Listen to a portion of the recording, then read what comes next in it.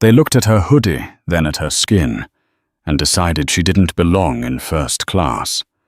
When the flight attendant threatened to drag her off the plane in handcuffs for stealing a seat, she didn't scream.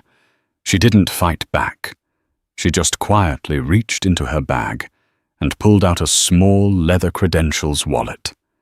The moment she opened it, the color drained from the captain's face. You see, they thought they were bullying a helpless passenger, but they were actually about to accidentally shut down their own airline. This is the story of how one woman's patience destroyed an entire flight crew's career. The rain at O'Hare International Airport was coming down in sheets, hammering against the floor-to-ceiling glass of Terminal 3 like thousands of tiny, angry fists. It was a miserable Tuesday in November, the kind of day that makes travel feel less like an adventure and more like a punishment. Dr. Vivian Cross stood near the boarding gate for Regal Horizon Airlines Flight 409, bound for Washington, D.C. To the untrained eye, and specifically to the prejudiced eye, Vivian looked like nobody special. She was a black woman in her early 40s, wearing a charcoal grey oversized hoodie, comfortable black leggings and sneakers. Her hair was pulled back into a messy bun, and she wore large tortoise-shell reading glasses. She looked like a tired mother, or perhaps a student heading home for a break. What the casual observer missed were the details.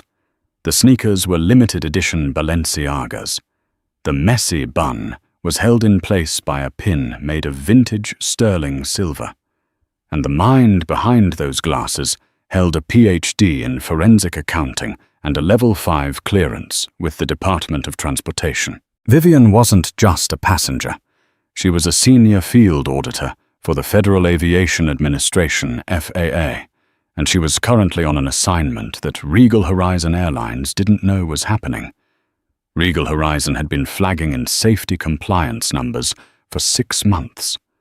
There were rumors of cut corners, skipped maintenance checks, and a corporate culture that prioritized platinum elite profit over protocol. Vivian was here to see if the rumors were true. She was flying incognito, no suits, no fanfare, just a regular ticket bought on a personal card to be reimbursed later. Group 1 First Class and Active Military may now board, the gate agent announced, her voice cracking with the fatigue of a long shift. Vivian picked up her carry-on. She had treated herself to a first-class ticket seat 2A. It wasn't taxpayer money. She'd used her own upgrade points. She wanted to rest before the meetings in D.C. She approached the gate. The agent, a man named Gary with a stain on his blue vest, didn't even look up as she scanned her phone. The machine beeped a happy green light. "Have a nice flight," he mumbled, already looking past her to the man behind her. Vivian walked down the jet bridge, the humidity of the rain clinging to the air. As she stepped onto the plane, the atmosphere shifted immediately. The air was cool, smelling of recycled oxygen and coffee.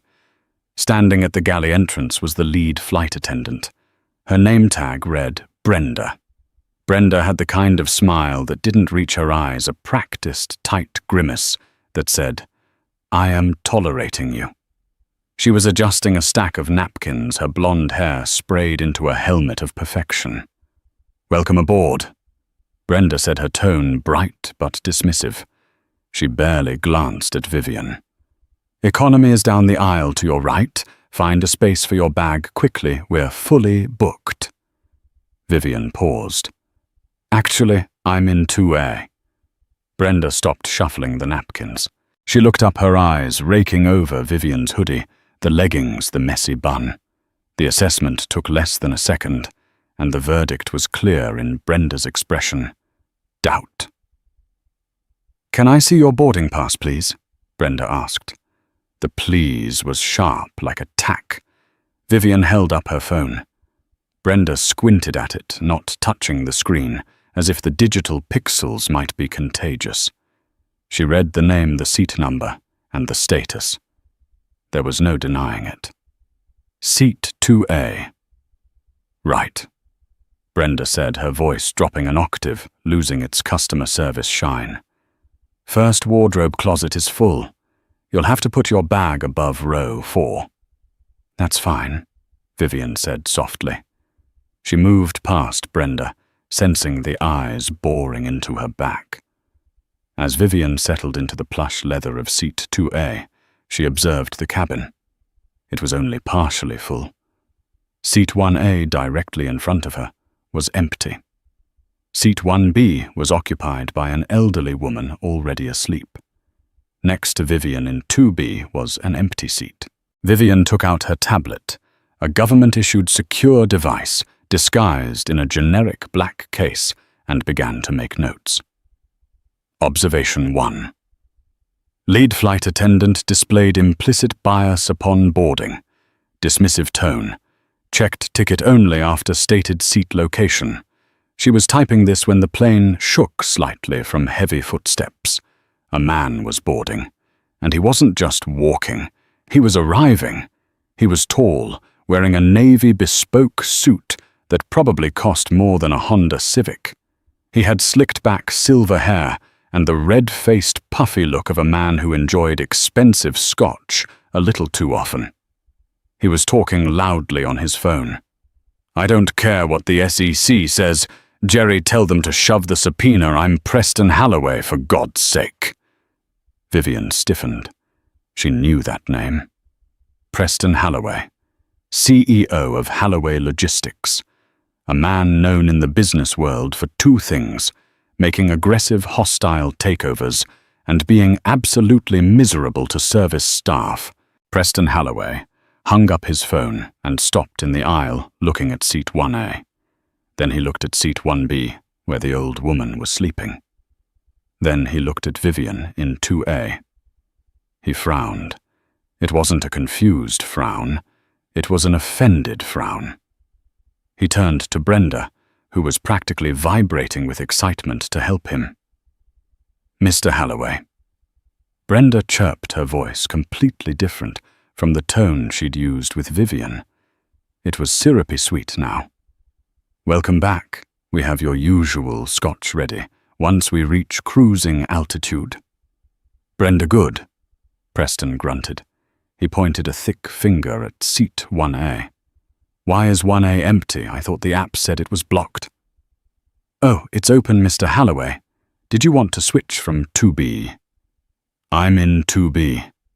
Preston looked at his boarding pass, as if it had insulted him.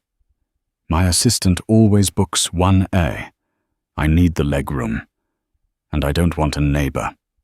He glanced at Vivian. He didn't look at her. He looked through her. Then he looked at the empty seat next to her, 2B, his assigned seat. "I'm not sitting there," Preston said loudly. "Is there a problem?" Brenda asked, leaning in conspiratorially. "I'm not sitting next to—" He waved a hand vaguely in Vivian's direction. "I need space to work. And frankly, the dress code in first class seems to have slipped. Are we letting standby passengers up here now?" Vivian didn't look up from her tablet. Her heart rate remained steady. She had dealt with cartels laundering money through cargo planes. A rude CEO was a walk in the park. She typed Observation 2, Platinum Passenger, P. Halloway, demanding seat change, disruptive behavior, flight crew notably deferential. "I understand, Mr. Halloway," Brenda whispered, though her whisper was loud enough for the first 4 rows to hear. "Let me see what I can do. Why don't you take 1A for now?" "Good," Preston said. He slammed his leather briefcase into the overhead bin above row 1, ignoring the full sign, and sat down heavily in 1A. Vivian watched this unfold. Technically, moving seats wasn't a crime. But the policy on Regal Horizon was strict. Upgrades were processed by the gate agent, not the flight crew, to prevent manifest errors. The boarding continued. The plane filled up. The rain intensified outside. Just as the cabin doors were about to close, the gate agent Gary rushed onto the plane with a piece of paper. He handed it to Brenda. They whispered frantically. Brenda looked at the paper, then at Preston Halloway in 1A, and finally she turned her eyes toward Vivian. A slow, malicious smile spread across Brenda's face. She walked over to row 2. She didn't stand in the aisle. She leaned over, invading Vivian's personal space. "Ma'am," Brenda said. "No, please, this time." "I need to see your boarding pass again." Vivian unlocked her phone and showed it. "Is there an issue?" "Yes," Brenda said, straightening up so she could address the cabin performing for an audience. "There's been a manifest error. We have a double booking. And since Mr. Halloway is a Diamond Key member, and you are—" She glanced at the hoodie. "Traveling on a standard fare, we need to accommodate our priority guests." "I paid for this seat," Vivian said calmly. "It's not a standby upgrade. I bought the ticket 3 weeks ago." "Well, the system is showing a conflict," Brenda lied. It was a clear, blatant lie. Vivian knew how the reservation systems worked better than the IT guys who built them. A double booking would have been flagged at the gate. This was Brenda trying to clear seat 2B for Preston, so he could have the whole row to himself, or perhaps moving his seat partner to 2A. "I'm not moving," Vivian said. Preston Halloway turned around in seat 1A. "Hey, lady, don't make this difficult. Just go back to coach where you belong. You're holding up the flight." "I didn't say anything about coach," Brenda added quickly, though her eyes said otherwise. "But we do need this seat. I can find you something in row 12. It's economy plus, extra legroom." "That is a downgrade," Vivian stated. "I paid for first class. If you are involuntarily downgrading me, you need to provide me with a check for 200% of the fare difference right now, and a written statement of why." The cabin went silent. That was specific legal knowledge. Preston laughed, a cruel barking sound. "She's a lawyer. Everyone's a lawyer these days. Listen, sweetheart, take the voucher and buy yourself some new sweatpants." Brenda's face hardened. She was losing control of the situation, and for a personality like hers, that was unacceptable. She leaned in closer. "Ma'am, I am giving you a direct instruction from a crew member. You are disturbing the peace of the cabin. If you do not gather your belongings and move to seat 12C right now, I will have to classify this as a security threat." Vivian looked at Brenda. She looked at the name tag. She looked at Preston Halloway, smirking in the row ahead. "A security threat," Vivian repeated slowly. "For sitting in the seat I paid for refusing a crew member's instructions," Brenda snapped. "Last chance." Vivian closed her eyes for a second. This was it. The moment the audit turned into an active investigation. She had hoped to just observe the safety protocols. But this was a civil rights violation wrapped in corporate incompetence. She locked her tablet. She picked up her bag. "Fine," Vivian said. Preston clapped his hands once. "Finally." Vivian stood up. She didn't move toward the back of the plane, though. She stood in the aisle, looking Brenda dead in the eye. "I will move to row 12, Vivian said, her voice projecting clearly to the silent cabin. "But I want you to know, Brenda, that I am documenting the time, 2:14 p.m., and the reason given, manifest error, favoring a Diamond Key member." "Just move," Brenda hissed. Vivian walked back to row 12. It was the emergency exit row. She sat in the middle seat, sandwiched between a tired businessman and a college student, eating pungent onion chips. From first class, she could hear Preston Halloway laughing. Unbelievable. They let anyone up front these days. Vivian took her phone out. She didn't open Candy Crush. She opened the secure messaging app linked directly to the FAA regional director. "Message to Director Vance. Subject: immediate intervention required. Flight 409. Code: red violation of Passenger Bill of Rights. Hostile environment. Target: Regal Horizon crew and Halloway Preston. Initiating active enforcement protocols upon landing. Do not notify the airline yet. I want to see how deep they dig this hole. She hit send. The plane pushed back from the gate. Vivian sat in the cramped middle seat, her knees brushing the seat in front. She closed her eyes and took a deep breath. They thought they had won. They thought they had cleared the trash out of first class. They had no idea that the woman in the grey hoodie was the one person on the planet who could ground their entire fleet. The flight to DC was only 2 hours, but for Vivian Cross it felt like a lifetime. 30 minutes into the flight, the fasten seatbelt sign turned off. The smell of warm cookies wafted back from first class. In economy, the beverage cart was blocked by 2 flight attendants gossiping in the galley. Vivian needed to use the restroom. She unbuckled and stood up. The economy restroom at the back had a line of 5 people. The first-class restroom, technically only for first-class passengers, was empty. However, FAA regulations stated that in times of cart obstruction or urgency, passengers could use the nearest facility. Furthermore, Vivian was a first-class passenger holding a first-class ticket who had been wrongly displaced. She walked up the aisle toward the front. She passed the curtain. Preston Halloway was spread out across both seats, 1A and 1B now, his shoes off feet, resting on the bulkhead wall, a safety violation. He was sipping amber liquid from a crystal glass. Brenda was leaning over him, laughing at something he was saying, her hand resting familiarly on his shoulder. Vivian stepped toward the lavatory. "Excuse me." Brenda's voice rang out like a whip crack. Vivian froze. Brenda stormed over, blocking the path to the restroom. "Restroom is for first-class passengers only," Brenda said, crossing her arms. "I am a first-class passenger," Vivian corrected calmly. "You moved me. My ticket still says 2A, and the back restroom is blocked by your cart." "You are seated in economy," Brenda sneered. "You use the economy restroom. Turn around, Mr.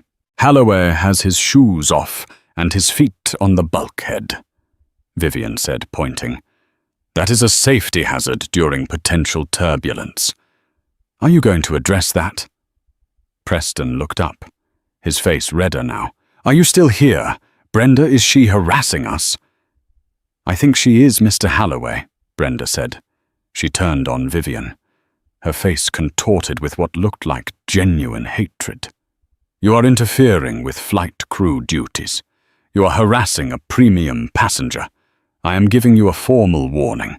One more word, and I will have the authorities waiting at the gate." Vivian stared at her. The audacity was breathtaking. It was almost impressive how wrong Brenda was willing to be. "I'll go to the back," Vivian said quietly. "And stay there," Preston shouted. "Go on, get." He waved his hand as if shooing a stray dog. Vivian turned and walked back. As she passed row 4, a man in a suit, a real businessman looking uncomfortable, caught her eye. "I saw what happened," he whispered. "That wasn't right. I'm a lawyer. If you need a witness—" Vivian smiled, a genuine warm smile that transformed her face. "Thank you. I appreciate that. But I won't need a lawyer. You sure Halloway is a monster? He ruins people." "I know," Vivian whispered back. "But today, he's not the shark. He's the chum." She sat back down in 12C. The rest of the flight was a masterclass in negligence. Vivian noted everything. Flight attendant number 2 did not lock the beverage cart when stepping away. Seatbelt sign ignored by crew during light turbulence. Alcohol served to evidently intoxicated passenger Holloway. By the time the pilot announced their descent into Reagan National Airport, Vivian had 7 pages of violations, but the biggest one was the discrimination. As the plane taxied to the gate, the captain came over the intercom. "Ladies and gentlemen, welcome to Washington, D.C. We ask that you remain seated until we are at the gate. However, we have a request from local law enforcement to keep the cabin doors closed for a moment upon arrival. We have a security issue to deal with." A murmur of worry went through the plane. People looked around. In row 12, Vivian checked her phone. She had a reply from Director Vance. Reply asset deployed. 2 federal marshals and the D.C. Airport Authority, Port Director, are meeting the plane. They are under the impression there is a volatile passenger. I didn't correct them. Good luck, Viv. Vivian smirked. Brenda had called the police. She had actually done it. She had radioed ahead to report a disruptive passenger. The plane came to a halt. The seatbelt sign dinged off, but nobody moved because the flight attendants were blocking the aisle. "Everyone stay seated," Brenda commanded, looking triumphant. She stood at the front of the cabin next to the cockpit door.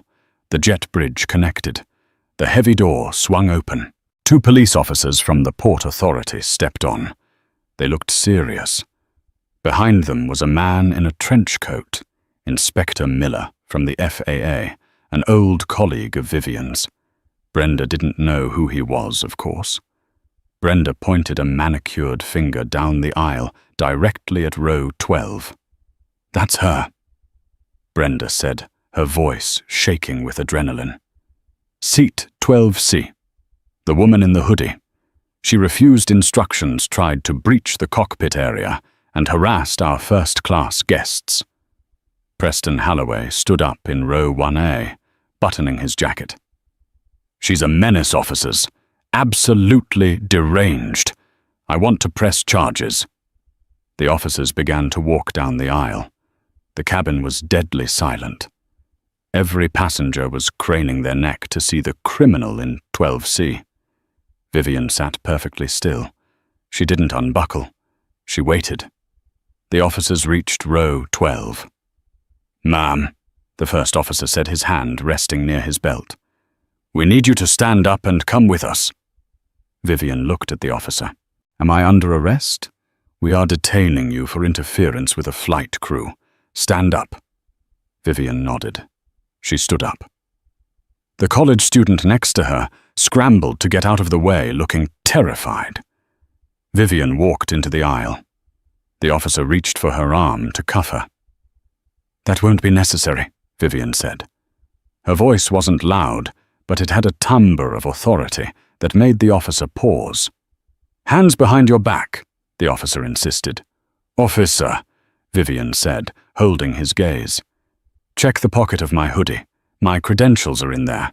I suggest you look at them before you put cuffs on a federal agent." The officer frowned. "What?" "Left pocket. Leather wallet. Open it." The officer hesitated, then reached into her pocket. He pulled out the black leather bifold. He flipped it open. He froze. He looked at the gold badge embossed with the Department of Transportation eagle. He looked at the photo ID, Dr. Vivian Cross, Senior Auditor, Clearance Level 5. He looked up at Vivian, his eyes wide. He looked back at the badge. Then he looked at his partner. "Sarge," he said, his voice cracking. "You need to see this." The sergeant stepped forward, looked at the badge, and immediately snapped to attention. He handed the wallet back to Vivian with 2 hands like it was a holy relic. "Dr. Cross," the sergeant said. I apologize. We were told there was a disturbance." "There is a disturbance," Vivian said, taking her wallet back and hanging it around her neck so the badge rested clearly against her grey hoodie. "But it's not me." She turned around to face the front of the plane. Brenda was still smiling smugly at the front, waiting for the handcuffs. Preston Holloway was checking his watch. Vivian began to walk up the aisle toward them. The police officers fell in step behind her, acting as her escort. As she got closer, Brenda's smile faltered. She saw the badge shining on Vivian's chest. She saw the police walking behind her, not dragging her. Vivian stopped right in front of Brenda. "Brenda," Vivian said. "I believe you called the police." Brenda stared at the badge. Her mouth opened, but no sound came out. Brenda stammered. Vivian turned to the cockpit. "Captain, step out here, please." The pilot, Captain Anderson, stepped out of the cockpit looking confused. "What is going on? Is the passenger secure?" Vivian held up her badge. "Captain Anderson, my name is Dr. Vivian Cross, FAA Audit Division. This aircraft is now a crime scene under federal jurisdiction. No one leaves." Preston Halloway laughed. "What is this, a prank?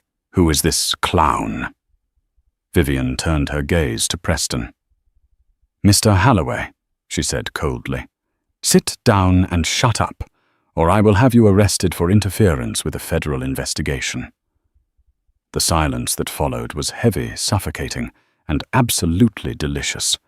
The silence aboard Flight 409 was total. It wasn't just quiet.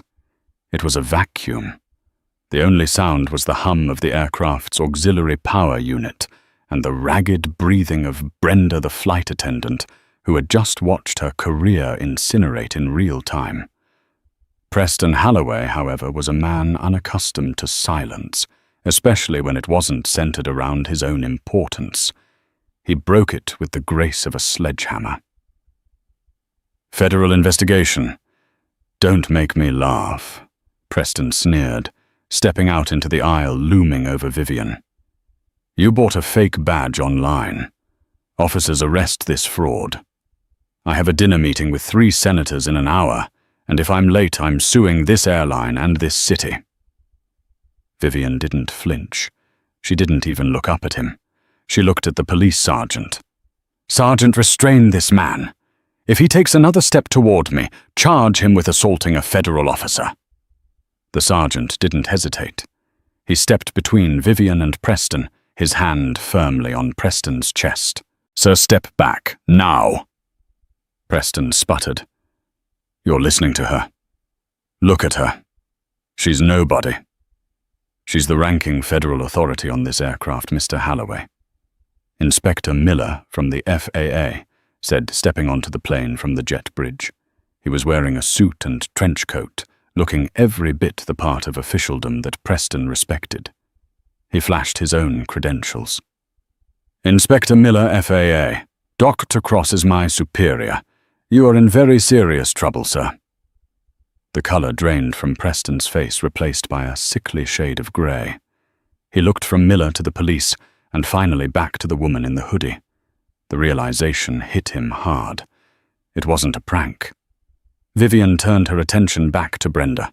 Brenda was trembling, her perfect facade cracking like old porcelain. "Brenda," Vivian said calmly, "you stated to these officers that there was a manifest error and a double booking for seat 2A. Is that correct?" Brenda swallowed hard. Yes, that's what the system said. Lying to a federal inspector during an active audit is a felony punishable by up to 5 years in prison." Vivian stated, her voice devoid of emotion. "I'll ask you one more time. Was there a manifest error?" Brenda looked at the captain for help, but Captain Anderson was studying his shoes, desperately trying to distance himself from his lead flight attendant. She looked at Preston, who was currently being handcuffed by the junior officer because he had refused to stop shouting. Brenda was alone. "No," she whispered, tears leaking out of the corners of her eyes, ruining her makeup. "No error. Mr. Halloway wanted the row." A collective gasp went through the cabin. The lawyer in row 4, the one who had offered to be a witness, let out a loud, "Ha! So!" Vivian continued, pulling out her tablet and unlocking it. "You filed a false police report, claiming I was disruptive. You involuntarily denied boarding to a confirmed premium passenger based on visual bias, and you falsified company records to cover it up. And Captain Anderson. She turned to the pilot. He flinched.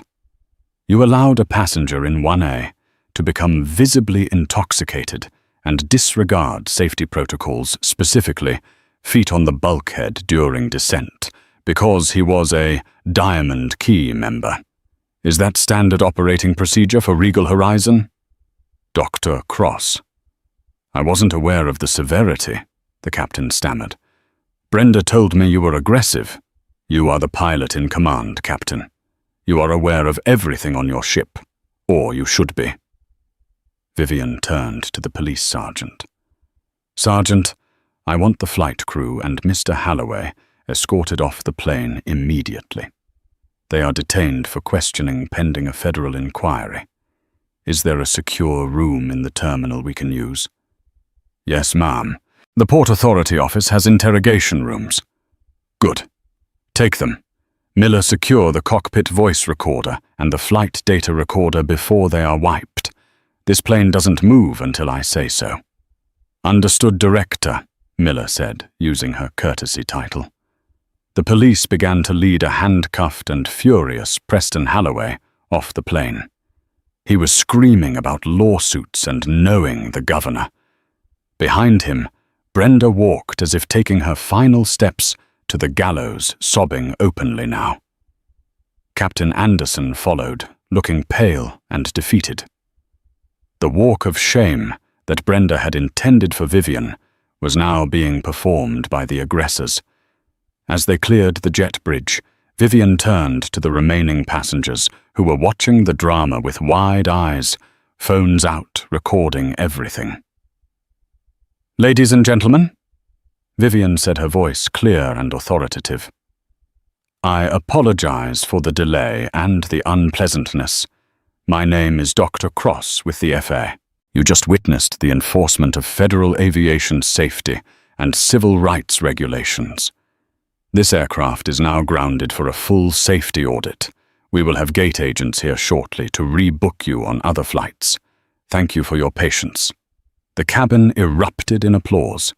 The lawyer in row 4 stood up and clapped the loudest. The college student in 12B looked at Vivian with awe.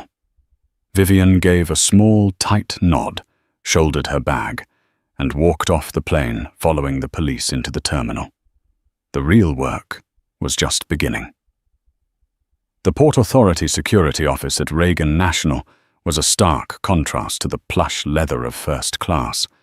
It was all cinder blocks, fluorescent humming lights, and the smell of stale coffee and floor wax.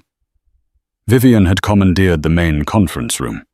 It had a large glass wall looking out onto the tarmac, where Regal Horizon Flight 409 sat forlornly at the gate baggage trucks, idling around it, going nowhere.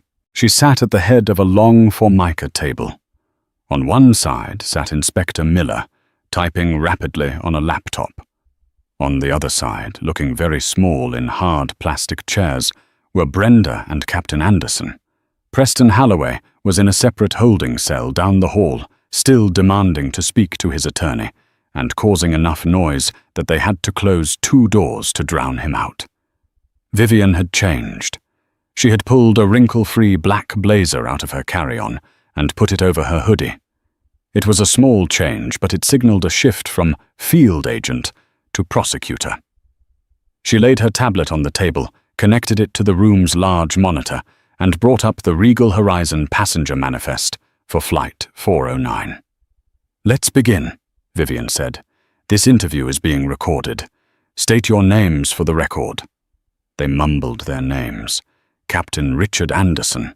Lead flight attendant Brenda Miller, no relation to the inspector. Vivian pointed to the screen. It showed the seating chart. 2A was clearly marked, Cross Vivian. Fare class F full. Status confirmed. Brenda, Vivian began, leaning forward. Walk me through the moment you decided to lie to me and the gate agent about a double booking. Brenda was a mess. Her hairspray had failed, and strands hung loose around her tear-streaked face. I didn't mean any harm. Mr. Halloway, he's very demanding. If he doesn't get what he wants, he writes letters to corporate. He gets people fired. I was just trying to manage him." "So you manage difficult men by violating the civil rights of other passengers?" Vivian asked. "You looked at me, decided I didn't look like someone who could get you fired, and moved me. That's profiling, Brenda. It's illegal. And Regal Horizon has a zero-tolerance policy for it in their employee handbook, which I read this morning." It wasn't like that," Brenda protested weakly. "It was just the hoodie. It didn't look first class." Vivian raised an eyebrow. "Is there a published dress code for first class on Regal Horizon?" Brenda looked down. "No." "Then my attire is irrelevant. You made a judgment call based on bias, and then to cover that bias you committed fraud by claiming a manifest error. And then you filed a false report of a security threat." Vivian swiped on her tablet. The screen changed to the text message Brenda had sent to the pilots, which Miller had pulled from the aircraft's communication log. "Text to cockpit, 15:45. Passenger in 12C. The bump from 2A is becoming aggressive. Tried to breach first class. Harassing Halloway. Need police at gate." "I didn't try to breach first class," Vivian said. "I tried to use the lavatory because your beverage cart was blocking the rear aisle for 20 minutes. Another violation, by the way. 14 CFR 121.317 FF. Regarding passenger movement limitations." Brenda shrunk in her chair. Every word Vivian spoke was another nail in the coffin of her career. Vivian turned to the captain. "Captain Anderson, you received this text. Did you verify the threat? Did you speak to me? Did you send the first officer back to assess?" "No." Anderson admitted, his voice hollow. "I trusted my lead flight attendant's assessment. Your trust was misplaced, and because you didn't verify, you mobilized federal law enforcement against an innocent person who happened to be a federal auditor holding a level 5 security clearance. Do you have any idea the mountain of paperwork you just created for yourself?" Anderson put his head in his hands.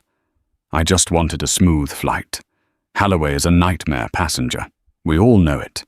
Corporate tells us to just make it work with the diamond keys." "And there it is," Vivian said, looking at Inspector Miller. "Write that down. Corporate pressure to prioritize VIP comfort over FR regulations." Miller nodded, typing furiously. "This isn't just about you two anymore," Vivian said, standing up and walking to the glass window, looking out at the grounded plane. "You just handed me the keys to the kingdom. I came here to check on maintenance schedules, but you've exposed a culture of systemic corruption, discrimination, and safety negligence mandated by corporate leadership." She turned back to them. The sun was setting behind her, casting long shadows across the room. "Brenda, you are suspended effective immediately pending a review that will almost certainly end in termination and the revocation of your flight attendant certificate. You will likely face charges for filing a false police report." Brenda openly wept into her hands. "Captain Anderson, you are grounded pending a full review of your command decisions. Your failure to manage your cabin and your deference to a drunken passenger over safety protocols puts your pilot's license in serious jeopardy." The captain nodded slowly. He knew it was over. He'd been flying for 30 years, and it was all ending in a cinder-block room because he didn't want to upset a rich man in a suit. "Inspector Miller will finish up with you here," Vivian said. "I have another meeting." "With who?" the captain asked weakly. "With Mr. Halloway," Vivian said, a hard edge returning to her voice. "He seems to think his money can buy his way out of this. I need to go explain the exchange rate on federal charges." She walked out of the room, leaving the shattered remnants of the flight crew behind. The air in the hallway felt cooler, cleaner.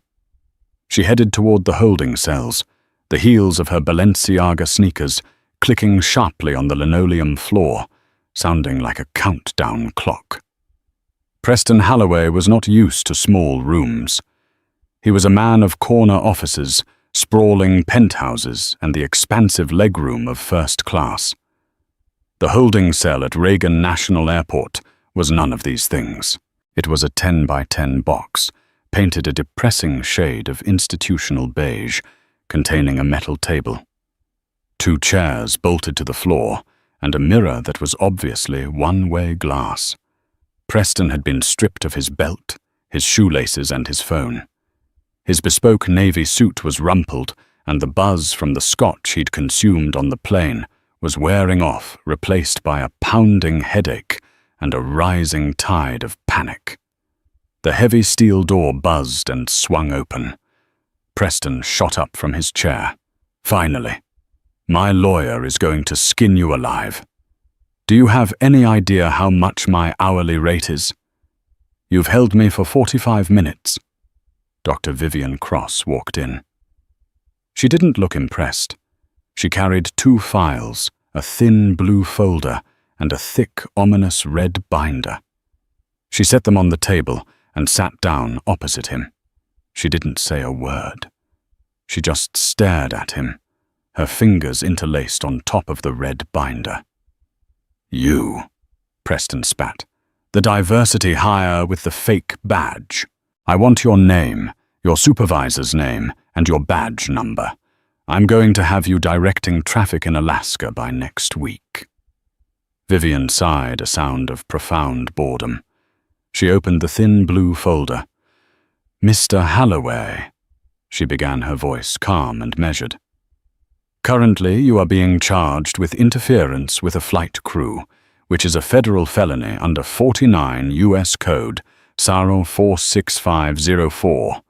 You are also looking at public intoxication and assault on a federal officer for your little outburst on the jet bridge.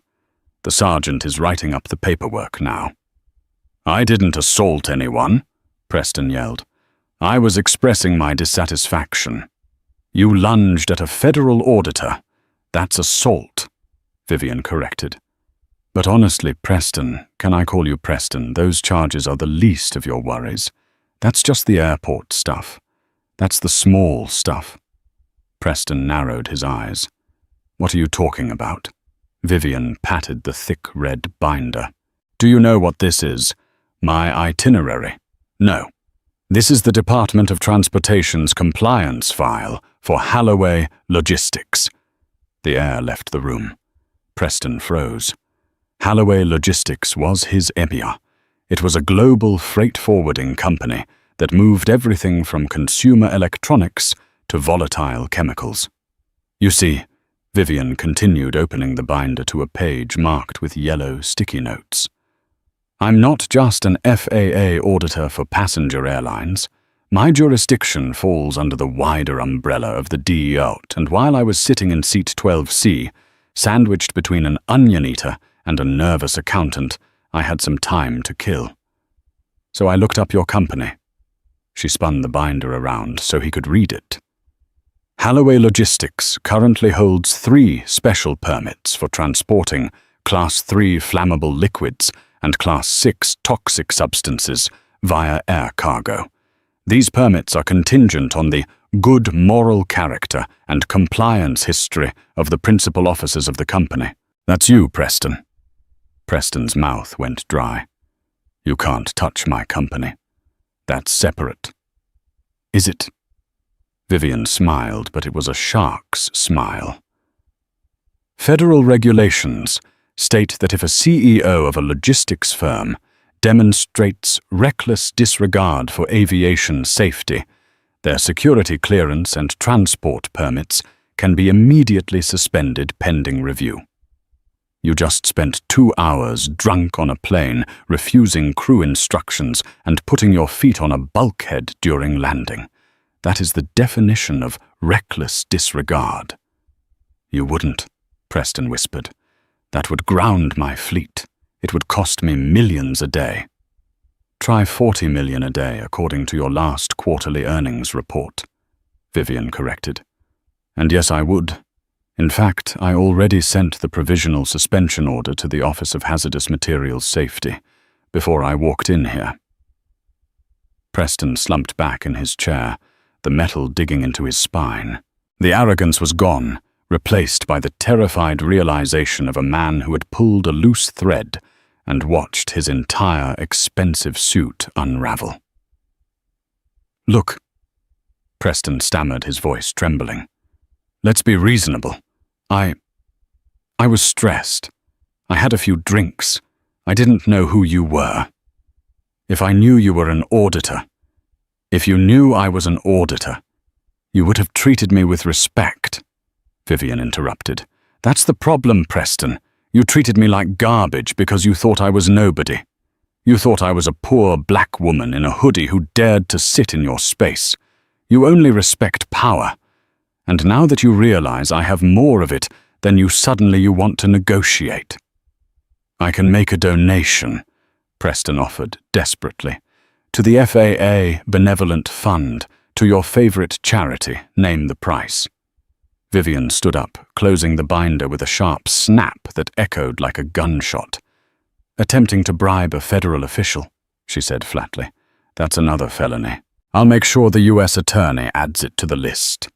She walked to the door and knocked twice. The guard opened it.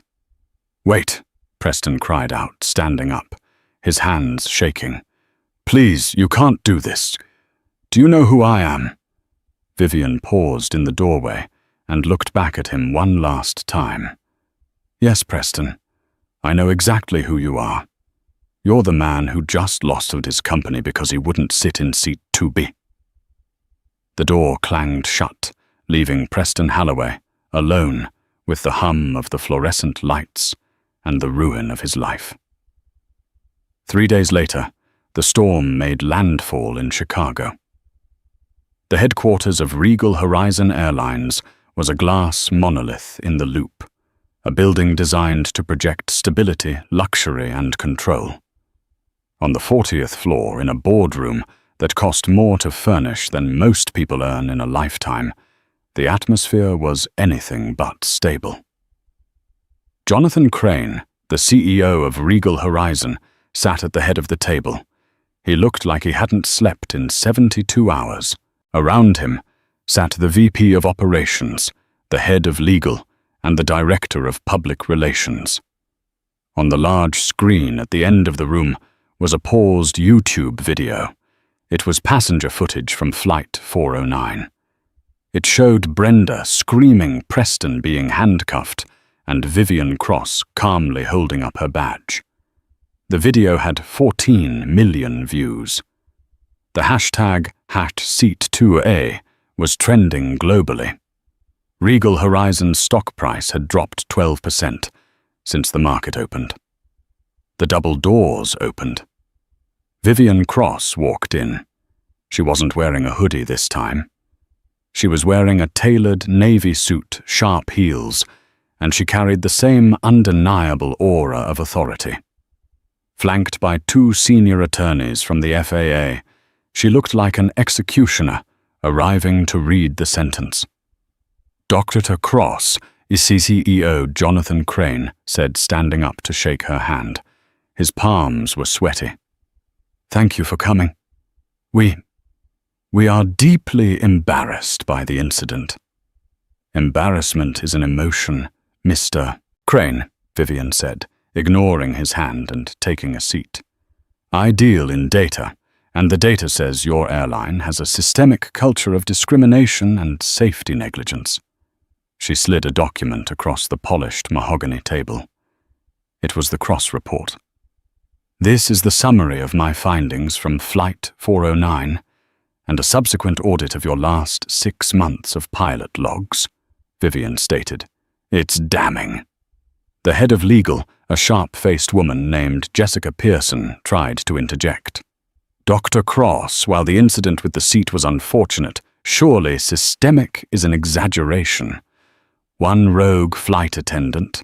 Brenda wasn't a rogue, Vivian cut her off. She was a product of your policies. She cited platinum elite priority as the reason for displacing a paid first-class passenger. I reviewed your training manuals.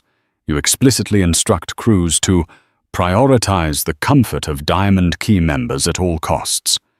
You monetized bias. Brenda was just following your corporate directive to keep the rich happy. The room went silent. Furthermore, Vivian continued, Captain Anderson admitted he ignored safety violations feet on the bulkhead intoxication because he feared retaliation from a high-status passenger. That tells me your pilots are more afraid of your angry donors than they are of the FAA. That is a safety culture failure. Vivian leaned forward. Here are the terms of the settlement. If you reject them, I will recommend the immediate grounding of your entire 737 fleet for a comprehensive safety review that could take months. CEO Crane paled. Grounding the fleet would bankrupt them in weeks. What are the terms? Vivian listed them off, ticking them on her fingers. 1. The fines.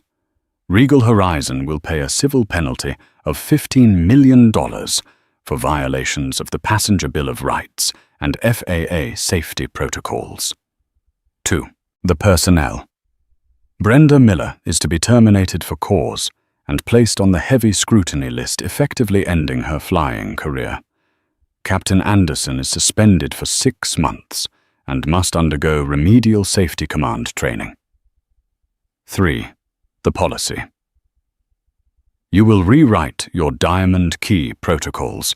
Safety authority rests with the crew, regardless of passenger status, and you will implement mandatory third-party anti-bias training for every employee from the baggage handlers to the C-suite. I will personally approve the curriculum. 4. The compensation. Every passenger on Flight 409 will receive a full refund and a $5,000 voucher for the distress caused. And for me, Vivian paused. I don't want a voucher, she said. I want you to donate $500, $1,000, to the Wings of Color Scholarship Fund, helping minority pilots and engineers enter the aviation industry. The executives looked at each other.